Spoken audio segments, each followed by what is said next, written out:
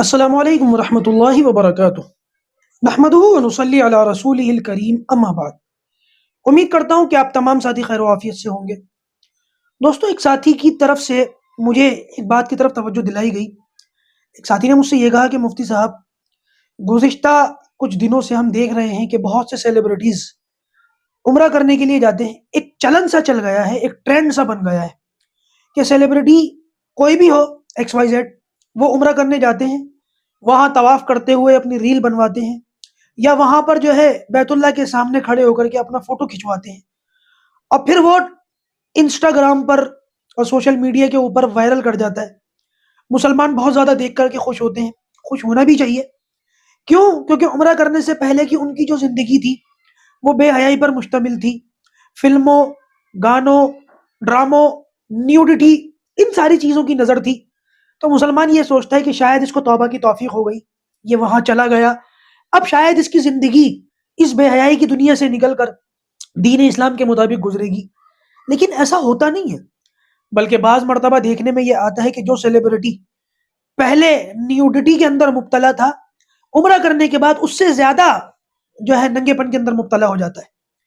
بعض مرتبہ سیلیبریٹی عمرہ کرنے وہاں جاتا ہے اور اس کے بعد واپس آ کر کسی مندر کے اندر بھی جو ہے جا کر کے پرساد کھا کر آتا ہے۔ تو اس صورتحال کے اندر مسلمان جب پہلے خوش ہوتے ہیں اور بعد میں جب اس کی زندگی میں پہلے سے زیادہ بے حیائی اور کفر و شرک نظر آتا ہے تو پھر بڑی مایوسی ہوتی ہے۔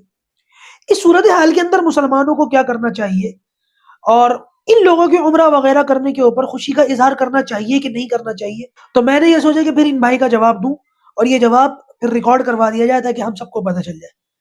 دیکھیے دوستو، کوئی بھی شخص جب پہلی مرتبہ عمرہ کرنے جاتا ہے، حج کرنے جاتا ہے، یا ایسے کسی عمل کی اس کی کوئی ویڈیو وائرل ہوتی ہے، تو یہ ایمان کا تقاضا ہے کہ خوش ہونا چاہیے، خوشی کا اظہار کرنا چاہیے، اس کے لیے دعا کرنی چاہیے، خوش فہمی میں مبتلا ہو جانا چاہیے، کوئی حرج کی بات نہیں، اور گمان یہی رکھنا چاہیے کہ شاید اللہ تعالیٰ نے اس کو توبہ کی توفیق دے دی اور اب اس کی آگے کی زندگی انشاءاللہ عز و جل دین کے مطابق گزرے گی۔ لیکن اگر ایسا نہ ہو کہ وہ عمرہ کرنے کے بعد دوبارہ اسی معاملے پر آ جائے اور وہ اسی طریقے سے جو ہے پہلے کی زندگی گزارنا شروع کر دے اور پہلے سے زیادہ بے حیائی میں مبتلا ہو جائے، پھر سے ریل بنانا، پھر سے ناچنا گانا اور ننگا پن دکھانا، اور اللہ حفاظت فرمائے کفر اور شرک میں مبتلا ہونا، یہ باتیں اگر دوبارہ آ جائیں تو پھر آپ سمجھ جائیے کہ پھر یہ معاملہ پبلک سٹی اسٹنٹ کے اوپر مبتلا تھا، کوئی توبہ وبہ کی توفیق نہیں ہوئی۔ ایک مرتبہ تو ہم لوگ دین اسلام کے خاطر ان باتوں کو نظر انداز کر گئے، یا آسان لفظوں میں یوں کہیے کہ بے وقوف بن گئے، لیکن جب دوبارہ اس قسم کی بات ہونے لگ جائے تو پھر اب بے وقوف بننے کی ضرورت نہیں ہے۔ یہ ہمارے جذباتوں سے کھیلا جا رہا ہے۔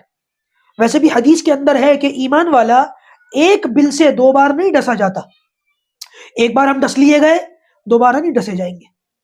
تو اس کا مطلب یہی ہے کہ بھائی اس فلم سیلیبریٹی کی، اس اسٹار کی کوئی فلم ریلیز ہونے والی ہے، شاید اسی موقع پر یہ جا رہا ہے، اور دیکھنے میں یہی آتا ہے کہ عام طور سے اسی موقع پر حج عمرہ کیا جاتا ہے تاکہ وہ فری کا پبلک جو ہے ایڈورٹائزمنٹ ہو جائے، لوگوں کو پتہ چل جائے کہ فلم آ رہی ہے۔ تو بھائی اس طریقے کی اگر کوئی حرکت کرتا ہے تو پھر بچ جائیے، الرٹ ہو جائیے۔ ایک بار ہم نے جو ہے اس کو نظر انداز کر دیا، اب نظر انداز کرنے کی ضرورت نہیں ہے۔ دو بار، تین بار، چار بار جب اس طریقے کی کوئی حرکت کی جائے، عمرہ کر کے دکھایا جائے، کوئی کیمرے کے اوپر حدیث پڑھ کے سنائی جائے، آپ سمجھ جائیے کہ ہمارے جذباتوں سے کھیلا جا رہا ہے، صرف اپنی مارکیٹ کو اٹھانے کے لیے، صرف اپنی فلموں کو ہٹ کروانے کے لیے۔ اور دین اتنا سستا نہیں ہے کہ دو چار فلم اسٹار کے جو ہے ٹھمکوں کے اوپر، یا اللہ حفاظت فرمائے ان کی بے حیائی کے اوپر بیچ دیا جائے۔ اللہ تبارک و تعالیٰ دین کے معاملے میں ہمیں غیرت نصیب فرمائے، اور پروردگار ان سب لوگوں کو، جتنے بھی یہ لوگ ہیں، ہم پھر بھی یہی دعا کریں گے، اللہ تعالیٰ ان کو ہدایت نصیب فرمائے۔